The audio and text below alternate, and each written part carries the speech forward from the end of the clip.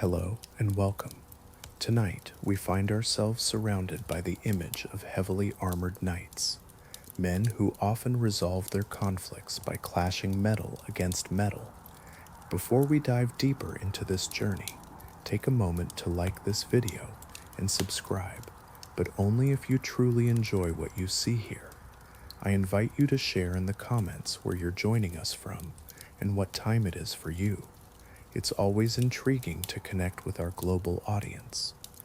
Now, let's create the right atmosphere. Dim the lights and perhaps turn on a fan for that gentle background hum. Let's settle in for this exploration together.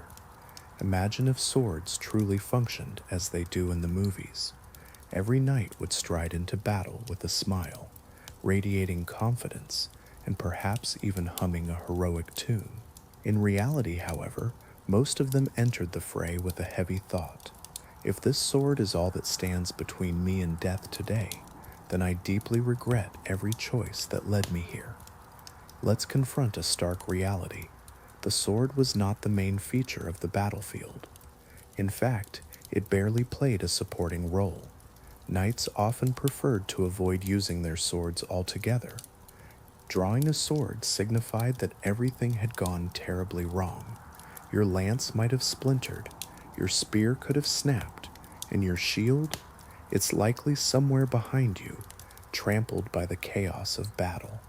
Imagine yourself standing in the mud, gripping a 3-pound piece of metal.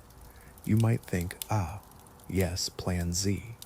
Hollywood sword fights appear so graceful, like two ballerinas dancing a violent waltz. In reality, a sword fight resembles two exhausted construction workers arguing with crowbars. Armor doesn't kindly yield when struck. It absorbs the blow, reminding you just how fragile your hopes and dreams can be. Swinging a sword at plate armor is like knocking on a door that will never open. Knights understood this truth, which is why they didn't attempt to slice through armor. Instead, they sought the vulnerable spots where protection fails, like the armpit, the gaps at the elbows, the throat, and that awkward area no one wants to discuss. Medieval combat manuals read like grim catalogs, detailing all the places you could stab a man and ruin his day. One of the more intriguing yet utterly unspectacular techniques was called half-swording. This is where a knight grips his own blade with a gloved hand, wielding it like a spear. Yes, he holds the sword by the blade, and no, he doesn't chop off his fingers. Contrary to what many fantasy novels suggest, a medieval sword's edge isn't a laser razor crafted by furious elves. As you reflect on this, consider the reality behind those epic battles you've seen. There's a world of grit and vulnerability hidden beneath the surface, waiting to be explored. Would you like to delve deeper into the fascinating history of medieval combat? Imagine a sword, sharp enough to inflict pain, yet not so lethal that it destroys your hand upon contact. Swords are indeed reliable tools. While they often serve as symbols of status, looking impressive at your side, in the chaos of battle, they offer as much comfort as a butter knife facing a bear. They are the last resort, typically invoked when the situation has already spiraled out of control. Yes, swords are iconic, but consider this.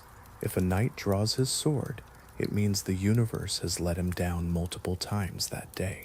If you've watched a medieval film, you might have noticed that no one ever grips the sword by the blade. Hollywood seems to believe these medieval weapons are as sharp as laser beams, capable of slicing through anything upon contact. In reality, knights held their swords mid-fight, as if they were trying to tame a wild animal.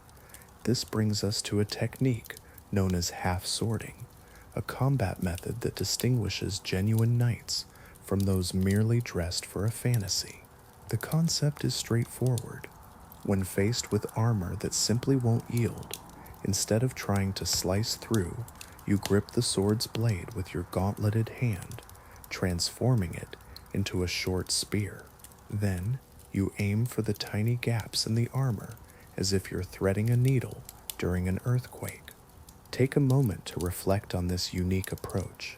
It reveals the ingenuity and adaptability required in the heat of battle. Would you have the presence of mind to employ such a technique? The art of combat is filled with unexpected strategies, each one a testament to the skill of those who wield these historic weapons. Imagine a time when swords were not just weapons, but essential tools of survival. Half-swording, a technique born from necessity, showcases the sharpness of medieval swords. But fear not, they weren't so dangerous that merely touching them would cost you a finger. Knights donned thick leather gloves or plate gauntlets, which offered better grip and protection. This gear provided just enough confidence to attempt maneuvers that might seem utterly insane today. The essence of half-swording lies in precision and desperation. No longer were knights swinging wildly. They guided their blades with the careful intent of a surgeon, albeit without the sterile environment. Picture yourself in a metal sauna, drenched in sweat, while someone is actively trying to harm you. Medieval combat resembled a high-stakes operation, only the consequences were far graver. Combat manuals from the 1400s are filled with beautifully illustrated instructions depicting knights in action. They show techniques like plunging blades into armpits, prying open visors, and even using the pommel of the sword like a hammer to enforce compliance. These serious martial arts techniques can sometimes evoke a humorous image, as if two armored figures are trying to fix a jammed printer with an alarming amount of violence. And let's not forget the atmosphere of medieval battlefields. They were grim places, filled with despair and chaos. In this context, half-swording becomes not just a technique, but a reflection of the harsh realities of combat. Imagine a battlefield filled with mud, blood, and the relentless clash of metal against metal. The sheer effort of swinging a sword for hours could leave your arms feeling like overcooked pasta. Knights often resorted to a technique called half-swording, allowing them to conserve energy while still delivering effective blows.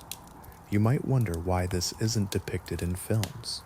After all, seeing an actor grasp the blade would shatter the mystique of the moment. Audiences might even gasp, thinking he'd slice his hand open, all while gripping their sodas like seasoned warriors. But the truth is, real knights employed these methods constantly. Medieval combat wasn't about looking impressive. It was about surviving long enough to tell the tale. If swords were the polite handshake of warfare, maces were the blunt, bone-crunching greeting that declared, "Hello, I'd prefer you not to exist any longer." Knights didn't wield maces for their style. They did so because armor made traditional fighting less effective. With the advent of plate armor, swords quickly found themselves at a disadvantage.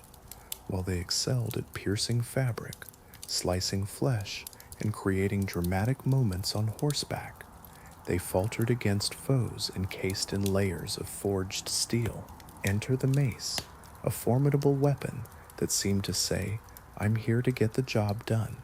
It was the knight's answer to the challenge of armor, a blunt instrument that could break through defenses with sheer force. A mace does not cut, slice, or pierce. It strikes. It strikes hard. Imagine hitting someone in armor with a mace. It's less about finesse and more about introducing their skeleton to the concept of shock waves. A well-aimed blow can dent plate armor so severely that the unfortunate recipient might need to be extracted like a misaligned puzzle piece. Medieval chronicles often described such injuries as significant, which is historians speak for a knight who is folded like laundry. Maces are intentionally simple. They consist of a stick, a weight, and perhaps some spikes if the creator was feeling particularly adventurous. There's no complex geometry or fancy metallurgy involved, just the raw application of physics delivered with violent enthusiasm. Knights appreciated maces because they didn't discriminate. Whether you were a king, a peasant, a cleric, or an accountant, everyone's skull was equally unremarkable to a mace. Let's be honest, swinging a mace requires far less training than mastering a sword. Swordsmanship demands years of practice, discipline, and often expensive lessons with a grumpy fencing master who may or may not smell like onions. In contrast, mace training takes about 30 seconds. Lift the mace, move it quickly toward the enemy, and repeat until the enemy stops moving. It's the medieval equivalent of smashing that like button. Then there's the psychological aspect to consider. Imagine a scene where someone rushes at you, sword in hand. You might think, a duel is about to unfold. But if that same person charges with a mace, your thoughts shift. You realize this is no graceful encounter. Maces evoke a sense of dread. They signal that the wielder is not there for a friendly competition. They have come for a decisive conclusion. Hollywood often overlooks maces, deeming them unglamorous, yet knights cherish them for their effectiveness. There's no elaborate swordplay or perfectly timed clings here. Instead, it's all about raw, crushing power, a force that can end a career in an instant. If swords represent the romance of the medieval era, then maces are akin to divorce papers, a stark reminder of harsh realities. Now, consider the warhammer. If a mace is like striking someone with a brick, the warhammer is what happens when a blacksmith wakes up and contemplates, what if we made that brick smarter? This weapon is anything but subtle. It doesn't masquerade as elegant. It's designed with one clear purpose, to tackle the challenge posed by armor, which makes opponents frustratingly hard to defeat. In contrast to the oversized, gleaming warhammers often portrayed in video games, wielded by shirtless barbarians for reasons that defy logic, real medieval warhammers were compact and practical. They were meticulously crafted to ruin your opponent's day. Typically, they featured a dual-ended design, with a blunt hammer face ready to deliver an impact so profound it forces a man to rethink his place in the universe. As you reflect on these weapons, consider their significance in the battles of old. What do they reveal about the nature of conflict and survival? Imagine a narrow, vicious spike designed to penetrate armor joints, much like someone trying to open a tin can with a bit too much enthusiasm. If plate armor serves as a fortress, then the warhammer operates as a siege engine that fits neatly in your hand. Let's delve into that spike. It's not merely decorative, it's a pinnacle of medieval engineering. All the force of your body, your horse, and your pent-up frustration is channeled into a single sharp point. When wielded correctly, the warhammer doesn't deflect like a sword. Instead, it digs in, piercing helmets, cracking breastplates, and even interrupting spines. The true terror of the warhammer lies not in its size, but in its efficiency. Knights didn't need grand, sweeping motions. Just one swift, furious jab into the visor slit would end the battle, often permanently. Medieval combat manuals may not lavish praise on warhammers, but the message is clear: strike with this and they will not survive. Another advantage of the warhammer is that it doesn't get stuck. Unlike axes, which can become lodged in armor or bone, forcing the wielder into an awkward struggle while under attack, a warhammer's spike glides in and out with unnerving ease. It's the perfect weapon for those who prioritize speed, precision, and survival. Interestingly, Hollywood often overlooks the warhammer, perhaps because it lacks that heroic flair we typically associate with weaponry. But its effectiveness speaks volumes in the realm of combat. Imagine a knight not dramatically striking a foe, but rather casually puncturing a helmet, like checking the ripeness of a melon. This might not seem cinematic, yet historically, warhammers served as great equalizers on the battlefield. They were small enough to be overlooked, yet powerful enough to make one regret underestimating them. If swords were reserved for ceremonies, and maces were merely tools for stress relief, then warhammers were the choice of a knight who needed someone removed from the equation. Now, consider axes.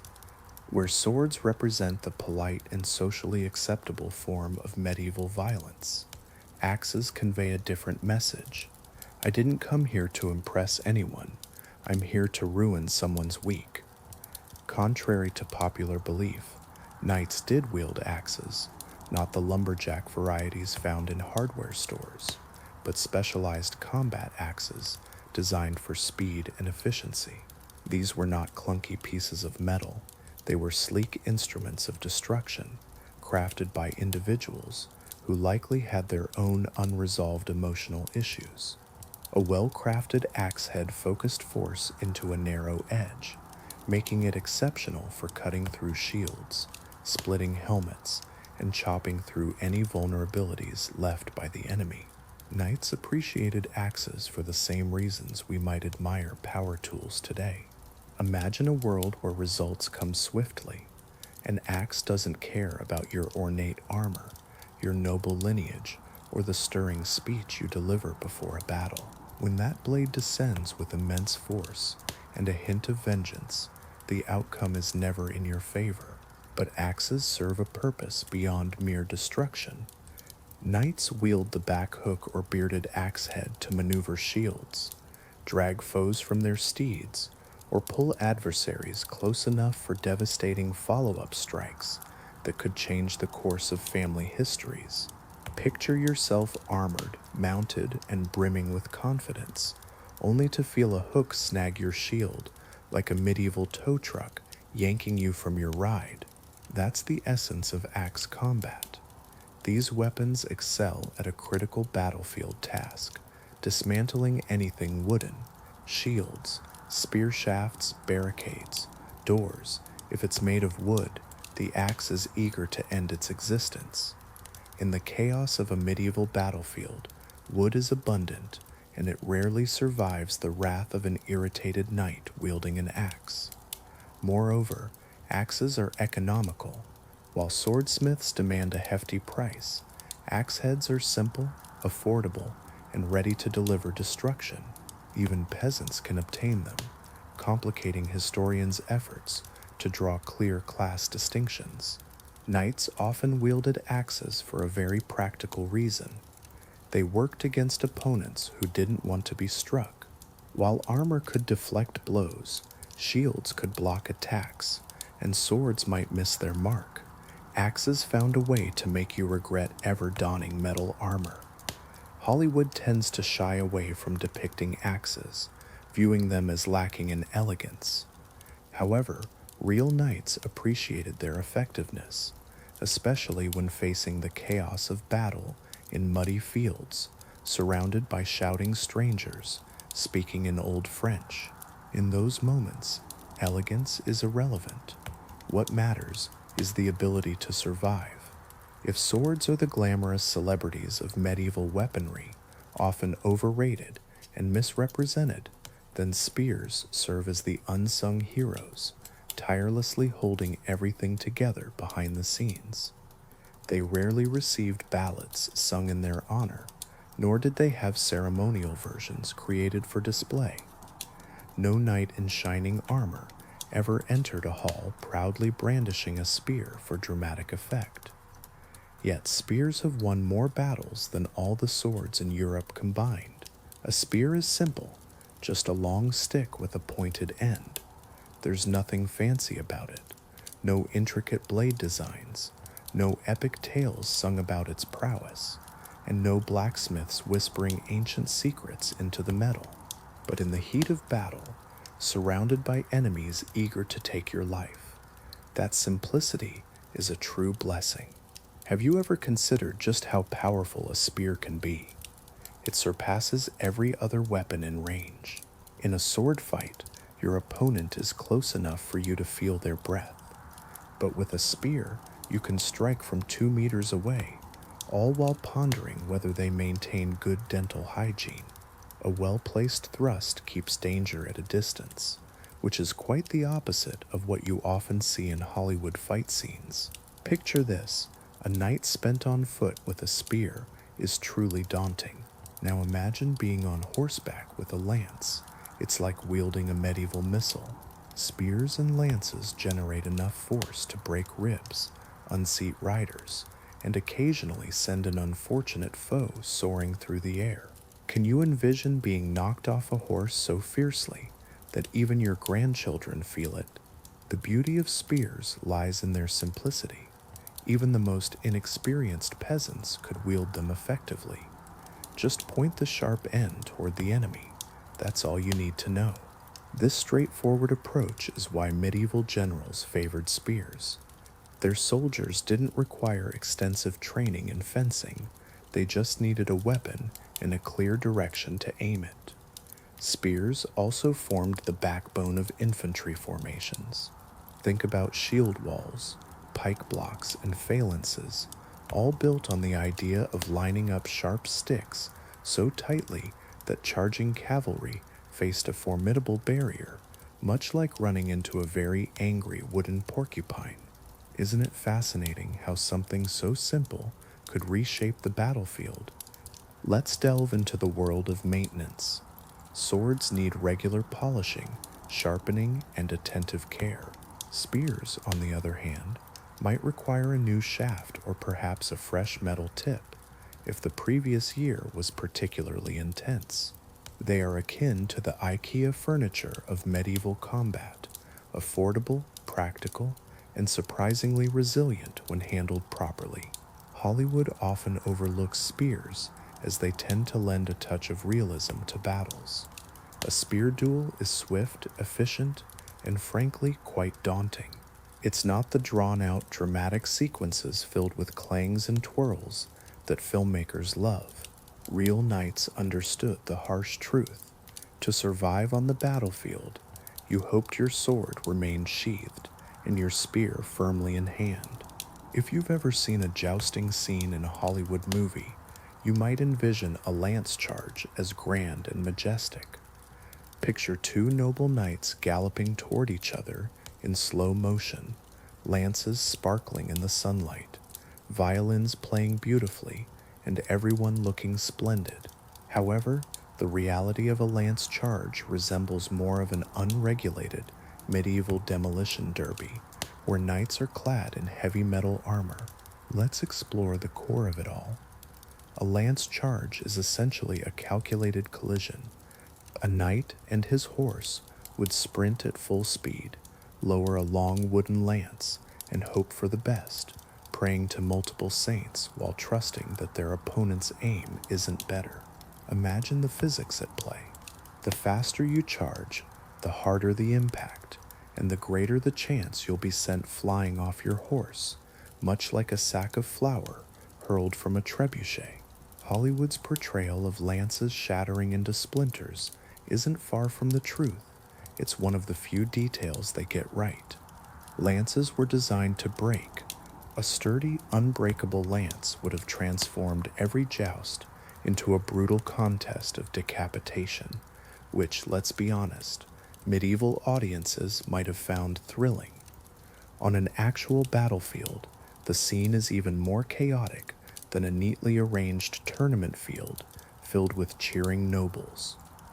The ground is uneven, dust fills the air, and your opponent is not just a passive target. They are actively trying to kill you at full speed. This isn't a well-rehearsed dance. It's two armored knights charging at each other, wielding massive weapons.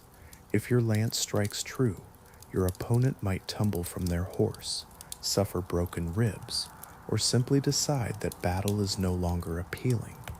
But if your aim falters, you risk losing your grip, your balance, and perhaps even your dignity, and maybe your lunch too.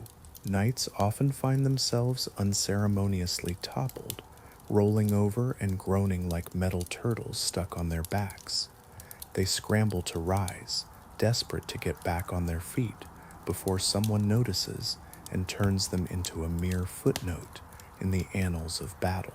Imagine a battlefield where chaos reigns and every second counts. When a lance shatters, which happens roughly every 30 seconds, knights quickly abandon it for swords, maces, or axes, whatever is at hand. These lances are one-time use weapons, akin to medieval missiles. Yet, despite their disposable nature, they instill fear. A well-executed lance charge can break enemy lines, scatter infantry, and create chaos faster than you can imagine. These weapons are not for elegant dueling. They are shock weapons, high-impact projectiles, with a knight firmly attached. If swords are for one-on-one battles and axes are for emergencies, lances serve a different purpose. They announce your arrival with a loud and violent declaration. Now, think of medieval weapons as household tools. The poleaxe would be that eccentric multi-tool your uncle keeps in the garage, loaded with attachments and lacking safety instructions. Knights cherish the poleaxe because it combines multiple ways to wreak havoc into one easy-to-swing package. Let's delve into its anatomy. A poleaxe isn't merely an axe on a stick. Medieval engineers outdid themselves. They crafted it with an axe blade on one side, a hammerhead on the other, and a sharp spike protruding from the top, like it's ready to cause trouble. Imagine a weapon reinforced with metal strips designed to withstand even the most enthusiastic of negotiations. This creation can chop, smash, stab, hook, pry, puncture, and yes, even open bottles. If the warhammer serves as a can opener for armor, then the poleaxe is like an entire kitchen drawer full of tools. Hollywood often overlooks poleaxes, perhaps because they are too grounded in reality. When knights wielded them, battles didn't resemble elegant fencing or beautifully choreographed duels. Instead, it was like watching two armored figures in a medieval hardware store vigorously testing the durability of each other's helmets. In tournaments, knights did indeed use poleaxes. These contests became a spectacle where heavily armored opponents sought to apply the laws of physics to each other's skulls, all while an audience clapped politely. The instruction manuals offered techniques that were straightforward yet unsettling. Strike the head, strike the body, strike whatever is available. On the battlefield, poleaxes served as great equalizers. They proved effective against all types of armor, be it mail armor, plate armor, or even no armor at all. This weapon showed no favoritism. The hammer side could dent metal as if it were mere aluminum foil, while the axe side could slice through shields and bone with ease. The spike at the top was perfectly designed to exploit any unfortunate gaps in armor, turning them into a gateway to the afterlife. As you reflect on this, consider the raw power and practicality of the poleaxe. It embodies the relentless spirit of medieval combat, where survival often meant mastering the art of wielding such formidable tools. Imagine the scene: knights wielding poleaxes, a versatile weapon designed not just for combat, but for grappling. With its hook or head, it allows them to throw enemies off balance, push shields aside, or drag opponents into striking range. If you find yourself caught in this scenario, congratulations, you've become an unwilling participant in a medieval wrestling match, and your opponent is armed with a formidable weapon. Yet, despite their fearsome reputation, poleaxes exhibit a surprising elegance. This elegance isn't about their appearance, but rather their design. Every component serves a purpose. Each strike is executed with precision, leaving no room for wasted effort. In a world filled with chaos and conflict, this represents pure medieval problem solving. While swords might be seen as the art of battle, pole axes are the embodiment of engineering prowess. In an age where everyone is armored and ready for a fight, engineering often proves to be the key to victory. Now consider the dagger. Unlike the sword, which symbolizes a knight's status, the dagger is a more personal weapon, signaling that things have become serious. Daggers may lack grandeur. They don't glimmer or boast dramatic names like Heartseeker or King's Bite. Instead, they are small, unadorned, and brutally honest, much like life in medieval times. Knights don't carry daggers for show. They carry them because, inevitably, every grand confrontation can devolve into a struggle, with two armored figures grappling in the mud like furious turtles. When you're entangled in a fight, encumbered by 60 pounds of steel, swinging a sword becomes impractical. In those moments, the dagger becomes essential. Imagine reaching for something sharp, something designed to slip into the gaps. Think of neck openings, armpits, eye slits, and even the vulnerable areas of armor. It's a tragically effective approach. While medieval armor offered protection, it couldn't shield everything. After all, knights would have succumbed to heat exhaustion long before facing their foes. Daggers were crafted to exploit those little weaknesses in the armor. Unlike the oversized shiny props you see in films, real medieval daggers were short, sturdy, and undeniably practical. A knight's goal wasn't to slash, it was to find a way to insert the blade into a spot that would ruin an opponent's day. Among the most notorious was the rondel dagger, featuring a thick, triangular spike reminiscent of a tool meant for puncturing stubborn grain bags. It was ideal for slipping between armor plates, ensuring that someone would no longer draw breath. Picture it as the medieval equivalent of a precision screwdriver, if screwdrivers were designed to end bloodlines. Combat manuals from that era depict knights grappling, pinning their opponents, and driving their daggers downward into visors, as if they were attempting to open a jar that simply wouldn't budge. These illustrations lack elegance. There's no flowing choreography. Instead, they reveal raw intent, showcasing two men questioning the very essence of chivalry. So as you reflect on this, consider the realities of battle and the choices made in the heat of conflict. Would you have the courage to face such a moment? Daggers serve more purposes than just murder. They are versatile tools used by knights for various tasks. Imagine a knight using a dagger to cut rope, prepare food, adjust armor straps, carve wood, or even perform surgery on the battlefield. Yes, the same blade that can quietly end a duel is also capable of removing an arrow or slicing through an apple. This is medieval multitasking at its finest. Hollywood often overlooks daggers, deeming them too mundane. Yet, ask any knight, and they will tell you that a dagger often marks the final signature on a violent contract. In the realm of medieval weaponry, daggers may be small, but their impact is significant. If swords are the iconic symbols of medieval combat, and maces serve as tools for problem solving, then shields are the unsung heroes. They are the overworked and underappreciated guardians of the battlefield, ensuring that chaos does not reign. Knights didn't carry shields for the sake of appearances. They carried them because survival is a challenge when everyone around you is intent on your demise. A shield is not merely a piece of wood. No, shields are complex, reinforced, and crafted with a practicality that only a true medieval survivor could truly appreciate. Imagine layers of wood, rawhide, glue, metal edging, and perhaps paint that takes longer to dry than a knight expects to live. These shields are not mere decorations.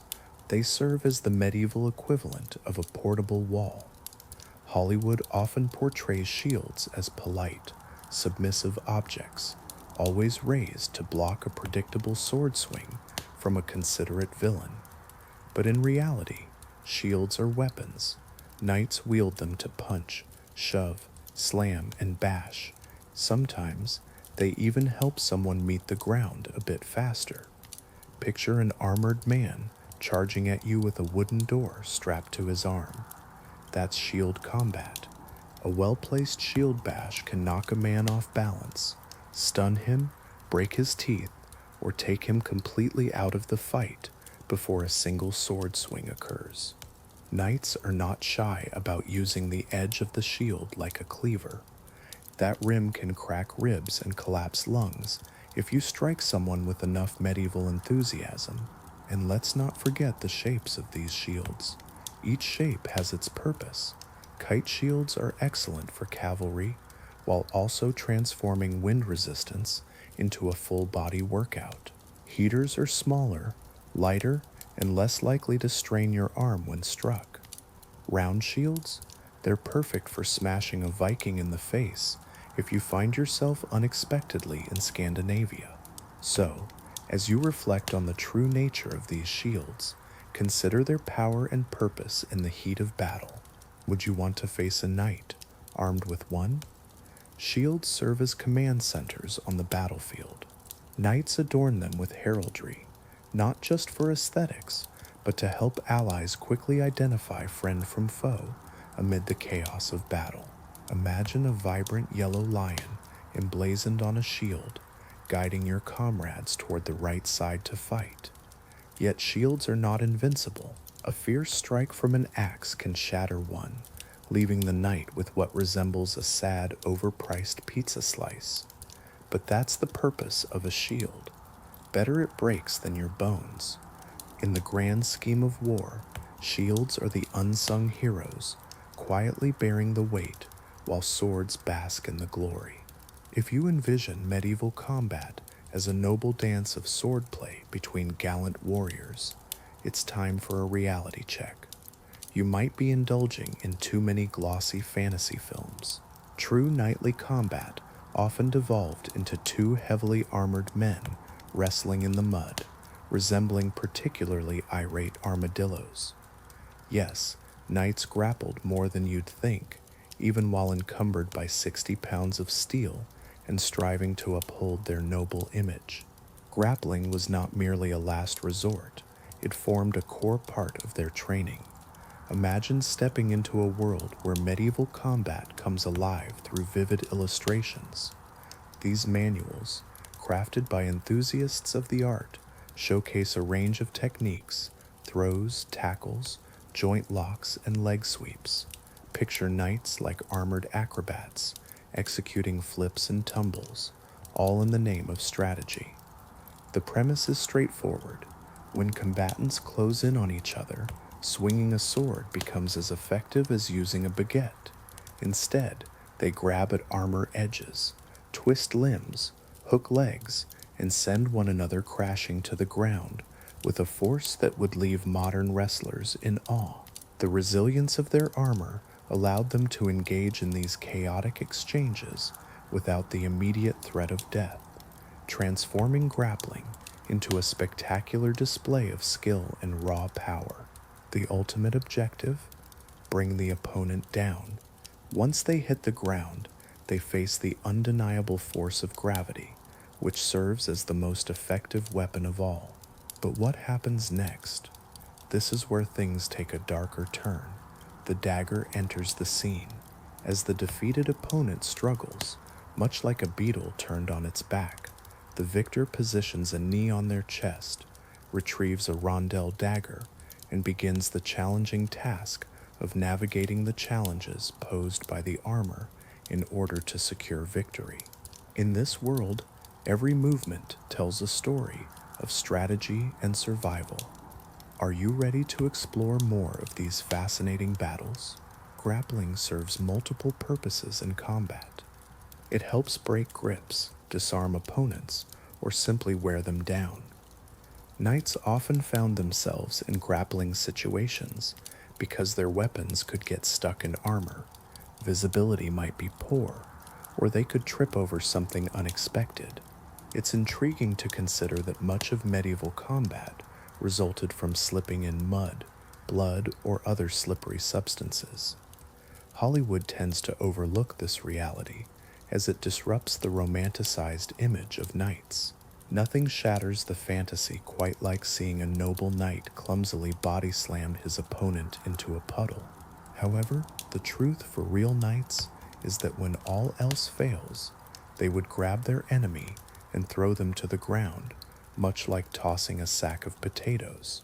If there's one thing knights relied on, it wasn't chivalry or noble ideals, it was their armor. This armor acted as a walking safety deposit box, a portable insurance policy, a protective outfit that said, "Please don't stab me today." Contrary to Hollywood's portrayal of heavy, clunky armor, which makes knights move awkwardly, real medieval armor was surprisingly mobile. Knights could run, jump, climb ladders, perform somersaults, and even dance, though elegance might not have been their strong suit. As you reflect on this, consider how the realities of medieval combat contrast with the fantasies often depicted in films. What else might be hidden beneath the surface of history? Armor serves a vital purpose, to protect the knight long enough to share tales of battle afterward. It shields against cuts and provides defense against various threats, except for gravity, tax increases, and perhaps a bit of sarcasm. A knight in full plate armor resembles a medieval tank, designed to be incredibly difficult to defeat. It's important to dispel a common myth. Armor isn't impossibly heavy. A complete suit of plate armor weighs between 40 to 60 pounds, comparable to what modern soldiers carry today. Rather than hanging heavily from your shoulders, plate armor distributes its weight across the entire body, allowing for greater mobility. Knights didn't just shuffle, they moved with purpose and strength. However, the real challenge of wearing armor lies not in movement, but in temperature. Being encased in steel on a battlefield turns the inside of a suit into a sweltering oven, causing knights to sweat profusely. Inside that helmet, it's akin to being in a poorly ventilated sauna, all while facing the constant threat of incoming weapons. Knights often had to make a tough choice: lift their visor for a breath of fresh air, or keep it shut to avoid an unfortunate injury from an enemy spear. Armor also extended the duration of battles, sometimes far longer than anticipated. Imagine a battlefield where the sounds of clashing metal echo through the air. Blows that could easily crush an unarmored peasant simply bounce off a knight's armor, creating a loud, almost comical bonk that signals both survival and a touch of annoyance. This is why weaponry evolved into something more formidable. Hammers, maces, and other brutal tools emerged, designed to turn those harmless dents in armor into serious internal injuries. Yet, armor is not infallible. It has gaps. Think elbows, armpits, and groins. These are the last places anyone wants to consider during a fight, but they become prime targets for stabs and dagger thrusts. Knights understand that while their armor protects them, a single unfortunate poke in the armpit could ruin their entire month. Indeed, armor is a marvel of medieval engineering, but it also comes with its drawbacks. It can be hot, exhausting, and even a bit embarrassing when a knight tumbles into the mud, requiring a comrade's assistance to get back on their feet. And films portrayed medieval battles accurately. They would depict polite exchanges, where one knight steps forward, delivers a dramatic speech, and then engages in a beautifully choreographed duel, waiting their turn with respect. The reality, however, is far different. Medieval battles resemble a chaotic metallic riot, unfolding within a collapsing barn, where honor takes a back seat to sheer survival. Let's take a moment to consider the charming notion of a clean one-on-one duel.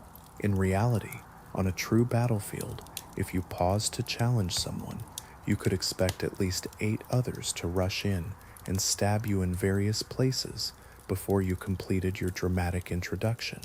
Medieval warfare wasn't fair or cinematic. It resembled a chaotic, muddy free-for-all where teamwork simply meant avoiding friendly fire. Visibility was dreadful. Knights donned helmets with slits barely wider than a pessimistic smile, and the battlefield filled with smoke, dust, and the anguished cries of those who clearly chose the wrong profession. Often, knights couldn't even identify their targets. You swung your weapon, hoped for the best, and prayed it wasn't your cousin on the receiving end. The footing was equally treacherous. Mud, blood, broken weapons, and loose rocks turned combat into a slip and slide. Knights fell so frequently that medieval warfare could easily have inspired physical comedy. Watching a knight tumble in full armor is akin to witnessing a refrigerator attempting yoga, and getting back on their feet was no small feat. As they thrashed about like a distressed turtle, adversaries seized the moment to introduce a mace to their helmet. And let's not forget, formations were anything but orderly. Imagine a battlefield transformed from orderly lines into chaotic mosh pits in just moments. Infantry collide with one another, while cavalry charge through friend and foe alike. Archers try to shoot over the tumult, but often hit their own comrades instead. Commanders shout orders, their voices lost in the clamor. It's astonishing that battles ever reach a conclusion. In reality, people didn't perish in dramatic duels. They succumbed to exhaustion, dehydration, or heat stroke, trapped in heavy armor, or were trampled by panicked horses, equally bewildered by the chaos. Most deaths didn't unfold in elegant swordplay. They resulted from a soldier too weary to lift his shield one more time. Hollywood tends to gloss over these gritty truths, presenting a sanitized version of combat. The real battlefield is a crowded, deafening disaster zone where survival hinges on awareness, endurance, and a fierce will to live.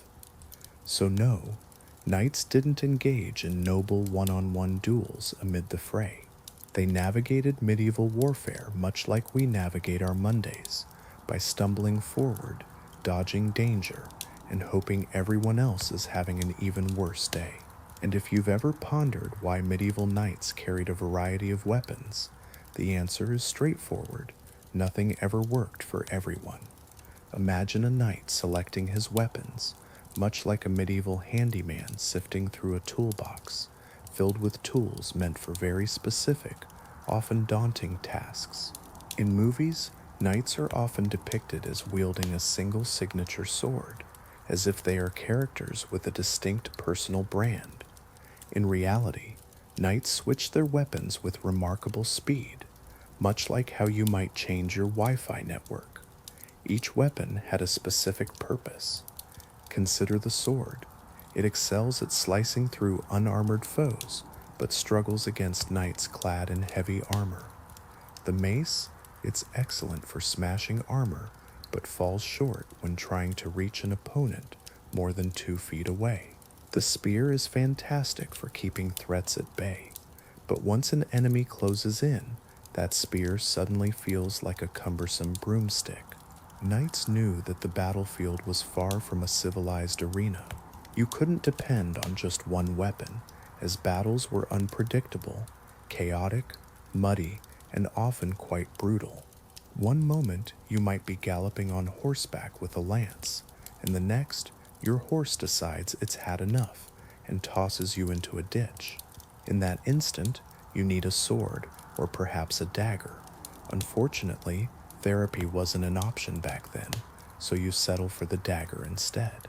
When facing plate armor, consider using a hammer or mace. For mail armor, an axe or thrusting sword can be effective. If your opponent is trying to escape, a spear provides a long reach, serving as an excellent deterrent. If you find yourself up against someone on horseback, grappling and employing a dagger can turn the tide. A poleaxe proves invaluable against foes with superior armor, aim, or morale. Historically, knights didn't amass weapons for their aesthetic appeal. They were practical and strategic. Each weapon served a distinct purpose: a mace for crushing, a sword for stabbing, a dagger for finishing off an opponent, and a spear for thrusting. If medieval flamethrowers had existed, knights would have eagerly wielded them. Weapon choice also varied with the seasons. Muddy fields made long weapons cumbersome, while forests rendered spears less useful. Tight formations could render swords ineffective, and horses, famously skittish, cared little for shiny armor or noble intentions. They simply wanted to survive. In essence, knights chose their weapons for effectiveness, survival, and to instill fear in their enemies. The portrayal of knights in movies often simplifies this reality, giving them signature weapons that overlook the true complexity of their armament choices. Imagine the life of a medieval knight, the romanticized image of a noble hero, shining in armor and gracefully wielding a sword, is a beautiful fiction crafted by poets and artists who never witnessed the gritty reality. The true knight was more of a battlefield athlete, a tactical powerhouse, and often a walking sauna, drenched in sweat and regret. Forget about elegance. A knight's existence was divided into training, fighting, and yes, plenty of complaining. Picture this: 20% of their time spent honing skills, 10% engaged in actual combat, and a staggering 70% dedicated to grumbling about both. Training meant lifting heavy weapons, sprinting in cumbersome armor, and riding horses that often had minds of their own. They practiced moves requiring the agility of a gymnast and the patience of a saint, all while encased in layers of fabric, padding, and steel, turning their bodies into human pressure cookers. Knights were undeniably strong, but not in the way you might think. Their strength came from necessity, not from protein shakes or gym routines. They had to carry their armor, swing weapons repeatedly, climb walls, and fight for their lives, all while battling the heat and exhaustion. On the battlefield, calmness and polish were luxuries they couldn't afford. They were tactical survivors, where every decision counted: when to charge, when to hold back, when to grapple, when to switch weapons, and even when to feign a retreat. And let's not forget the moments of sheer chaos, like when a foot got stuck in a fallen comrade. So, as you reflect on the life of a knight, consider the true challenges they faced. It was a world filled with grit, determination, and the constant struggle for survival. Would you have thrived in such a demanding environment? They fight smart. They grasp the concepts of leverage, angle, weight distribution, and positioning. They know which weapons are effective against certain armor and which to avoid unless they want their obituary to read: died attempting something foolish. And the sweat. Oh, the sweat. Knights sweat in the winter, in the shade, during training, combat, and any activity that involves wearing armor. Their padding likely carries the scent of wet dog, despair, and last night's dinner. Yet despite the grime, chaos, and discomfort, knights are professionals. They are trained, disciplined, and remarkably effective. They master an entire ecosystem of weapons, tactics, and techniques that Hollywood often overlooks because the reality is far messier, louder, and even funnier. The true knight isn't a heroic statue come to life. He's a gritty, tactical problem solver, encased in 60 pounds of overheating metal, wielding whatever tool keeps him alive the longest. And yes, he is always sweaty. Theodora's life doesn't begin in marble halls or perfumed chambers. It starts in the rough, chaotic underbelly of Constantinople, a city where the hippodrome shapes destinies just as much as the palace does. She is born around the year 500, the middle daughter of Acacius, a bear trainer. Acacius's livelihood hinges on the whims of racing factions, which are far more than mere sports teams. They are political powerhouses, street armies, and social identities intertwined. To be connected to them means living on the precipice of fortune and ruin. Theodora learns this truth before she even takes her first steps. Her father works for the Greens, a formidable yet unpredictable group known for their brawling supporters and shifting loyalties. He trains performing bears that entertain crowds between races, a job that demands bravery but offers little in return. Nevertheless, it provides the family with a fragile sense of stability. Little Theodora spends her early days behind the hippodrome stables, tugging on her father's cloak, watching the crowds roar through cracked wooden slats, and listening to the thunder of hooves as if the entire world revolves around those rhythmic beats. Then, everything changes. A K-score dies suddenly. Some say it's a fever, others whisper it's the result of a bear's swipe gone wrong. With his passing, the family's sole source of income vanishes. Poverty strikes with the precision of a blade. Her mother, left with 3 daughters and no protection, quickly realizes the harsh realities of life in Constantinople. Imagine a family teetering on the brink of despair, with no money, no trade, and no faction to support them. They are just one misstep away from starvation. In a moment of desperation, a mother gathers her daughters and leads them into the grand hippodrome. The girls wear garlands, their faces scrubbed clean and hair neatly braided, presenting an image of innocence meant to sway the crowd. With a heavy heart, their mother pleads before the Blues, seeking acceptance after the Greens have turned them away. This scene unfolds as both a humiliation and a dramatic display, the family's dwindling hope laid bare before thousands of spectators. Yet, in this moment of vulnerability, something remarkable happens. The Blues, perhaps moved by pity, political calculation, or the sheer spectacle of the scene, choose to take the family in. For young Theodora, standing amidst the roaring crowds, this experience becomes pivotal. She learns that survival is not merely a matter of birthright, but of performance. This realization plants the first seed of the fierce, calculating woman she will grow to become. Her childhood teaches her a vital lesson. The world rewards those who can command attention. In the vibrant city of Constantinople, no stage offers more power or scandal than that of the theater. By her early teens, Theodora embarks on a journey familiar to many girls from lower classes. She becomes an actress, a role that in Byzantium carries with it another identity, that of a courtesan. Imagine a world that is both intoxicating and perilous. In this realm, applause can elevate you to fame, while a tarnished reputation can pull you down just as swiftly. The theaters of Constantinople stand in stark contrast to the dignified halls of classical Greece.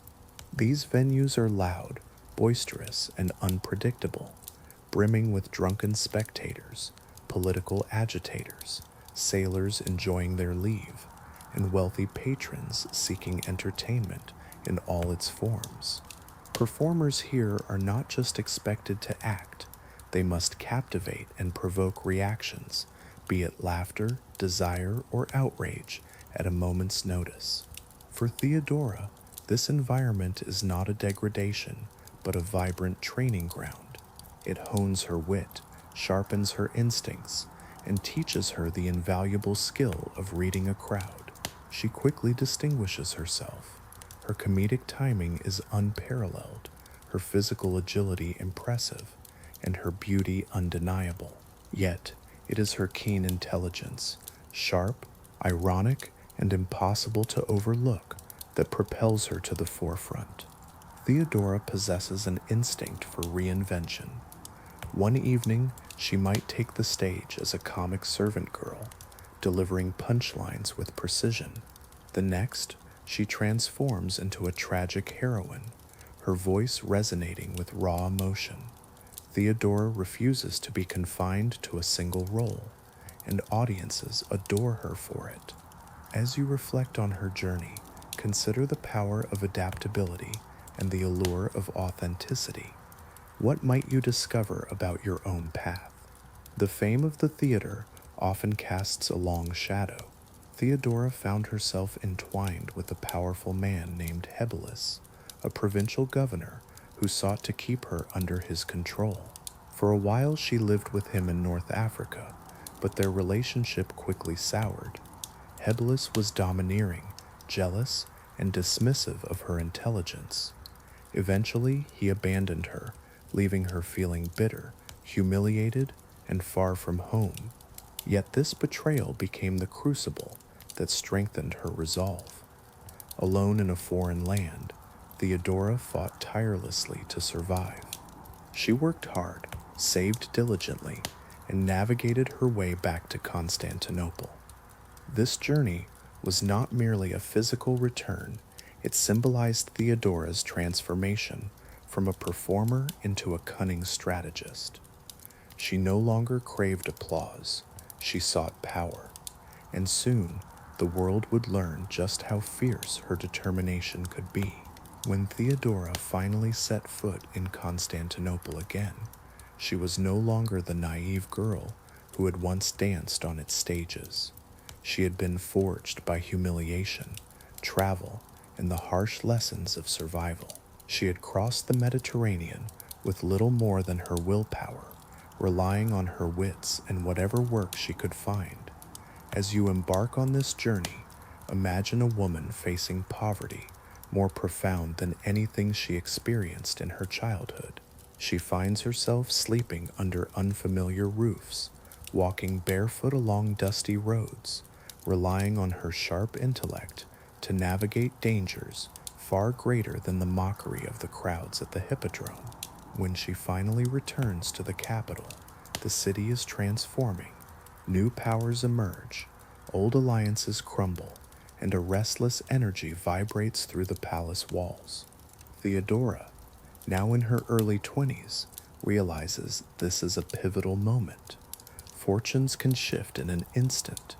She is determined not to return to the world she once knew, a world filled with backstage corridors, drunken spectators, and the fragile line between entertainment and exploitation.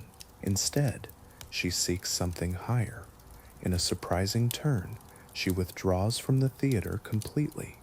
Embracing a quieter life, she becomes a wool spinner, a humble trade that requires patience and discipline. Many view this retreat as a sign of lost ambition, but they could not be more mistaken. This period of tranquility is a calculated move, allowing her to distance herself from the scandals of her past while reshaping her reputation. Whispers begin to circulate that the once infamous actress has transformed into a respectable woman, perhaps even pious. As you reflect on her journey, consider the power of reinvention and the choices that lead us to new paths. Would you take a similar leap? In a city where whispers can topple even the mightiest, reputation holds immense power. It is during this unassuming chapter of her life that fate introduces her to a man destined to alter her future. Justinian, the nephew of Emperor Justin and the ambitious heir to the throne, stands out. He is brilliant, calculating, and unlike the aristocrats who dismiss Theodora's background, Justinian rises through his own talent rather than privilege, and he recognizes a similar spark in her. What begins as mere fascination soon evolves into deep admiration, leading to a connection that becomes increasingly perilous. Their discreet meetings are charged with electricity. Justinian perceives in Theodora a sharp political acumen, an unyielding spirit, and a bravery that aligns with his own ambitions. In him, she sees a pathway to transcend her origins and the chance to influence the very fabric of the empire. As Constantinople buzzes with scandalous rumors, they remain unfazed. A partnership is forming, one that will soon rattle Byzantium to its core. Justinian's bond with Theodora intensifies, growing into a fierce and unwavering attachment, one that the Byzantine elite find utterly unacceptable. For them, it is inconceivable that the heir to the empire, who shapes laws, commands armies, and manages the intricate machinery of state, would choose to marry a former actress and courtesan. In Constantinople, where social hierarchies run deep, Theodora's past seemed like a trap from which she could never escape. Yet Justinian was not a man easily deterred, and Theodora was far from someone who could be overlooked. The obstacle between them was not just idle chatter or societal norms, it was the law itself. Roman legislation, steeped in elitist bias, expressly prohibited men of senatorial rank from marrying actresses. Because of her theatrical background, Theodora was deemed legally unmarriageable. For many, this would have marked the end of the story. Love crushed beneath the weight of regulation. But Justinian did not conform to the confines of law. Instead, he chose to transform them through sweeping legal reforms. He amended the marriage laws, allowing actresses and courtesans who left their former lives to marry freely. This was a remarkable move, one that sent a clear message across the empire. Theodora was not just a lover or a companion. She was the woman he aimed to elevate to the highest echelons of power. Theodora's enemies were furious. To them, she symbolized moral decay, a living testament to the fragility of their rigid social order. Yet, to her supporters, the impoverished, the marginalized, and the voiceless women, she embodied the possibility of rewriting destiny. Their marriage unfolds quietly, almost intimately, yet its impact resonates deeply. As Justinian's ascent to the throne approaches, Theodora steps into the public eye, not as a source of scandal, but as a beacon of transformation. She dresses with elegance, speaks with care, and carries herself with a grace that compels even her fiercest critics to recognize her intellect. No longer just an actress on stage, she emerges as a formidable political force, poised to influence imperial policy. When Justinian becomes emperor in 527, Theodora is crowned empress alongside him, not merely in a ceremonial role, but as a true partner. She occupies the throne with a regal presence that belies her humble origins. The crowd erupts, not just for their emperor, but for the woman who has risen from the dirt of the hippodrome to the splendor of the palace's golden mosaics. Byzantium has seldom witnessed such a dramatic ascent or a woman so ready to wield power. Perhaps no moment encapsulates Theodora's legacy more poignantly than the Nika Revolt.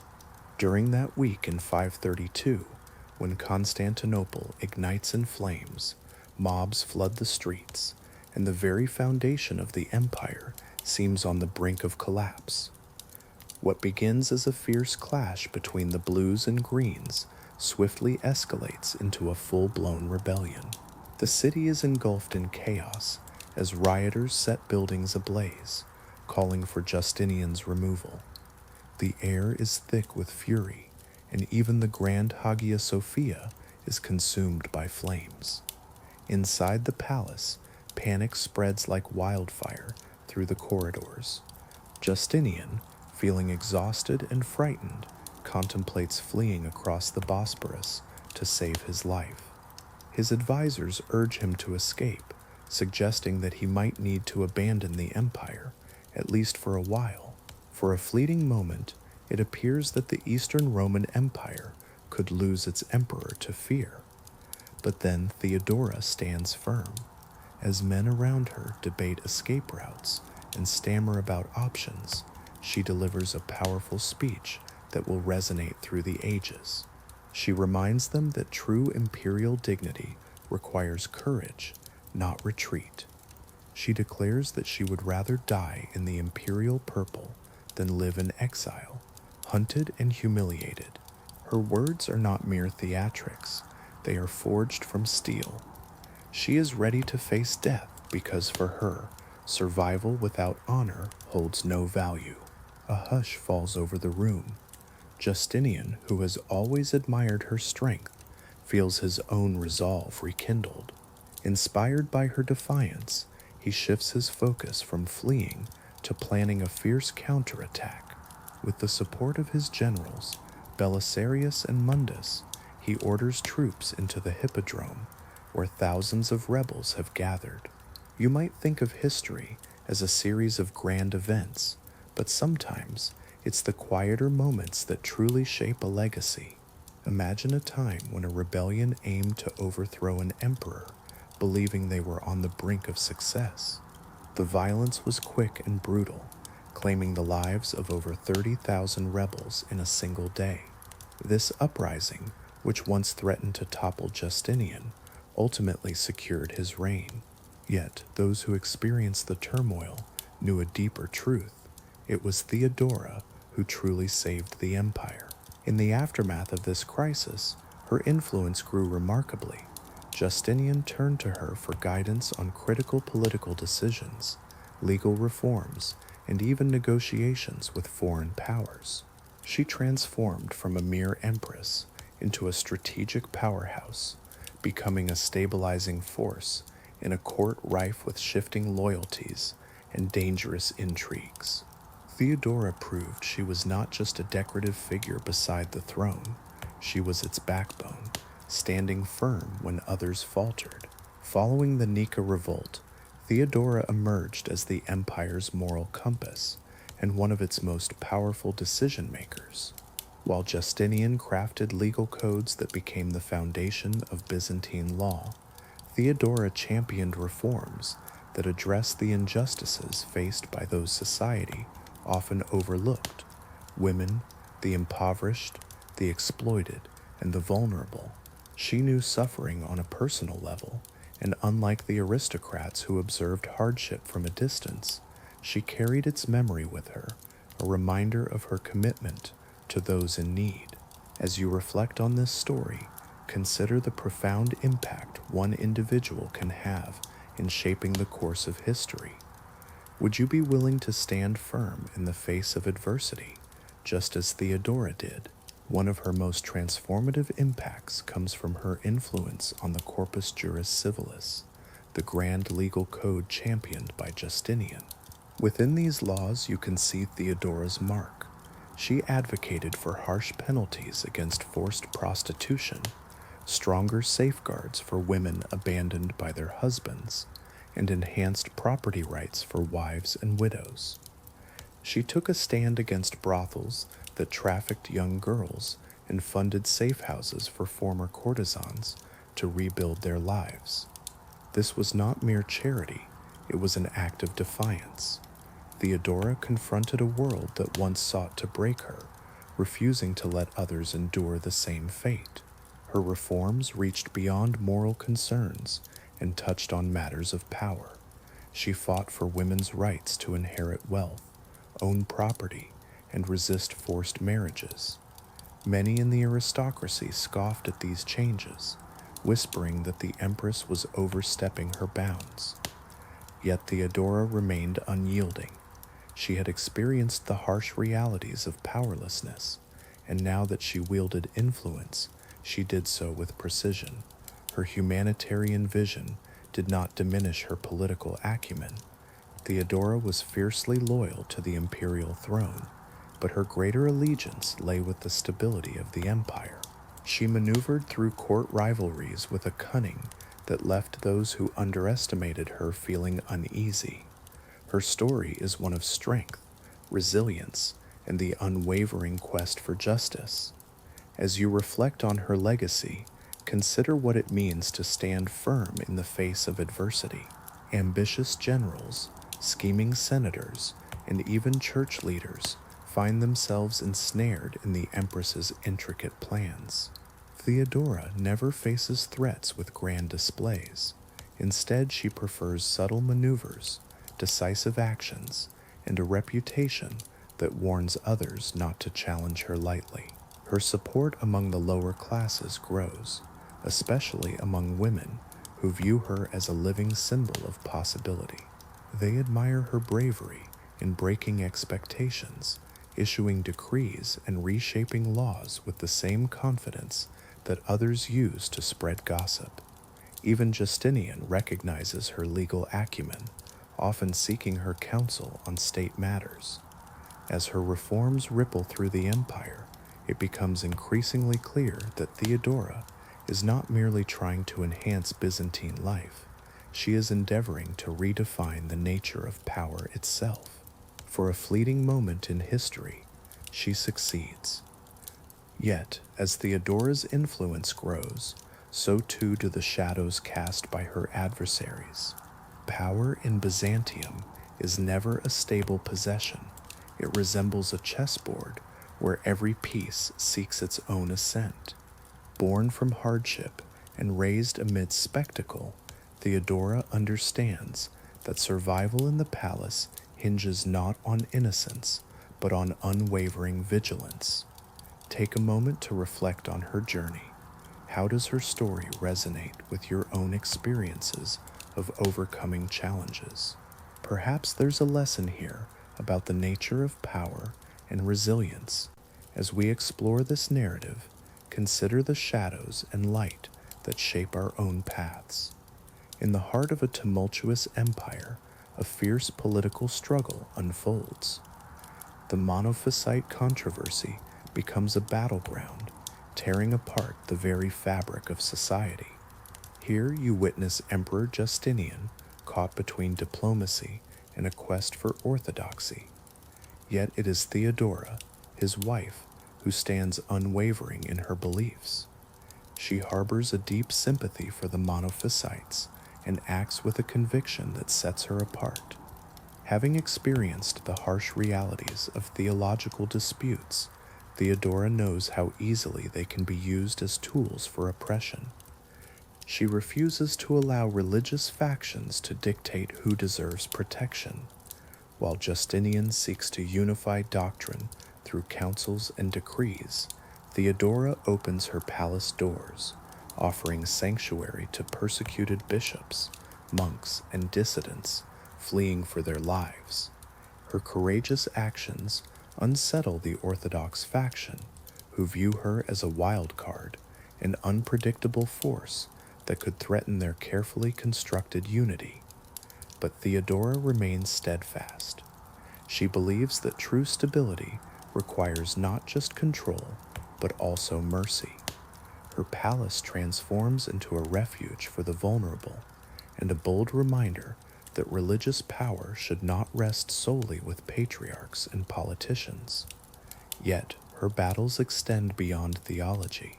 The court is a treacherous landscape filled with ambitious senators, envious aristocrats, and generals who bristle at the presence of an empress who refuses to conform to the delicate ceremonial expectations placed upon imperial women.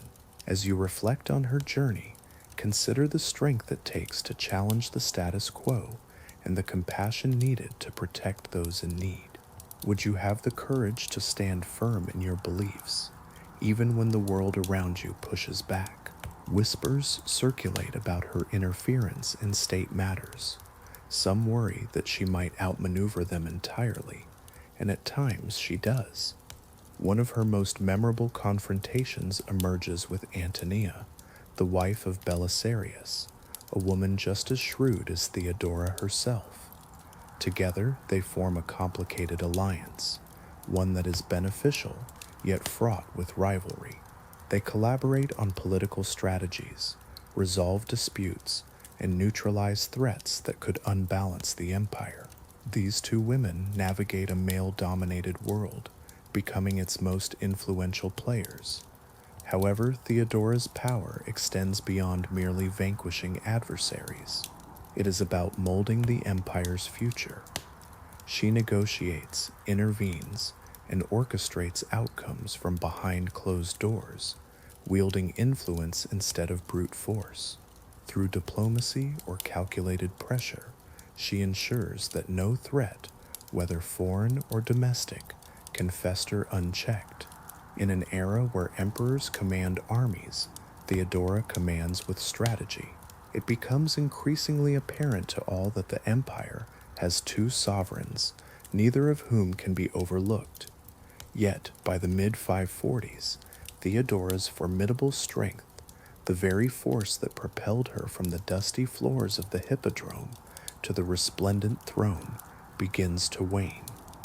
Illness quietly slips into her life, much like a cunning adversary, knowing it cannot defeat her in open battle. Historians largely agree that she faces breast cancer, a condition that Byzantine medicine struggles to understand and treat. Yet, as her body weakens, her will remains unyielding. The palace is the first to notice the shift. Days once filled with strategy sessions, petitions, legal discussions, and religious negotiations gradually diminish into shorter bursts of energy. Servants exchange whispers as they observe her rise with evident effort. Court rivals harbor hopes that her decline might weaken the imperial household, yet they underestimate her fierce commitment to responsibility. Theodora has spent her life refusing to be defined by her circumstances, and she will not start now. Justinian, often preoccupied with the empire's demands, grows increasingly worried. Their marriage, once the talk of Constantinople, has evolved into a deep and quiet partnership. The emperor seeks her counsel on both significant and minor matters. Even as illness strains her voice, her insights continue to influence the empire's decisions. Whether they are discussing tax reforms, church disputes, or foreign campaigns, Justinian consistently turns to his wife's judgment, reflecting the profound trust he has in her political instincts. The final years of Theodora unfold as a race against time. She dedicates herself tirelessly to securing her reforms, strengthening her alliances, and protecting those who rely on her support. Her efforts ensure the safety of monophysite leaders, expand aid networks for at-risk women, and strategically place allies in key positions. She knows that once she is gone, her adversaries will attempt to dismantle everything she has built, and she is resolute in denying them that victory. Outside the palace, the empire reflects her struggle. Plagues, wars, and rebellions shake the foundations of the Eastern Roman world. Yet Justinian's administration remains intact, largely due to Theodora's skill in stabilizing chaos. Her presence serves as a balance to Justinian's relentless ambition, grounding his policies and tempering his impulses. On June 28, 5048, Theodora passes away at the age of approximately 48. Justinian is heartbroken, and the empire mourns a woman who rose from poverty to become one of the most significant figures in Byzantine history. Even her enemies, while relieved, cannot overlook her brilliance. Theodora has transformed the empire, and she has done so on her own terms. Her death does not mark the end of her influence. It sparks a new era of debate, fascination, and reinterpretation. Even in death, she refuses to conform to the roles her adversaries crafted for her. To the aristocrats who resented her rise, she remains the scandalous former actress who soared too high. To the poor, the powerless, and the forgotten, she stands as a symbol of defiance, proof that birth does not dictate destiny. and to Justinian she is irreplaceable, his partner in governance, his advisor in times of crisis, and the quiet force that anchors his increasingly ambitious vision for the empire. In the years following her passing, Justinian rules with renewed intensity, perhaps driven by a need to complete the work they started together. He expands his legal reforms, strengthens the empire's administrative core, and advances the construction of the Hagia Sophia, an architectural masterpiece. Its mosaics later immortalized Theodora in shimmering gold and vibrant glass.